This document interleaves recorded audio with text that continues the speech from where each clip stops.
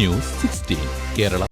സൗദിയിൽ താമസ തൊഴിൽ അതിർത്തി സുരക്ഷാ ചട്ടങ്ങൾ ലംഘിച്ചതിന് ഒരാഴ്ചയ്ക്കിടെ 12,974 പ്രവാസികൾ പിടിയിൽ. താമസ തൊഴിൽ അതിർത്തി സുരക്ഷാ ചട്ടങ്ങൾ ലംഘിച്ചതിന് ഒരാഴ്ചയ്ക്കിടെ 12,974 വിദേശ തൊഴിലാളികളെ സൗദി ആഭ്യന്തര മന്ത്രാലയം അറസ്റ്റ് ചെയ്തു. ഔദ്യോഗിക റിപ്പോർട്ട് അനുസരിച്ച് താമസ നിയമങ്ങൾ ലംഘിച്ചതിന് 8,044 പേരും അനധികൃതമായി അതിർത്തി കടക്കാൻ ശ്രമിച്ചതിന് 3,395 പേരും തൊഴിൽ സംബന്ധമായ നിയമപ്രശ്നങ്ങൾക്ക് 1,535 പേരുമാണ് പിടിയിലായത്. അനധികൃതമായി രാജ്യത്തേക്ക് പ്രവേശിക്കാൻ ശ്രമിച്ചതിന് അറസ്റ്റിലായ 815 പേരിൽ 54% ഇത്യോപ്യക്കാരും 41% യമനികളും 5% മറ്റ് രാജ്യക്കാരുമാണ്. രാജ്യത്തേക്കുള്ള അനധികൃത പ്രവേശനം സുഗമമാക്കുന്ന ആർക്കും പരമാവധി 15 വർഷം വരെ തടവും 10 ലക്ഷം റിയാൽ വരെ പിഴയും ശിക്ഷയാണ്. കൂടാതെ അവരുടെ വാഹനങ്ങളും സ്വത്തുക്കളും കണ്ടുകെട്ടുമെന്നും മന്ത്രാലയം അറിയിച്ചു.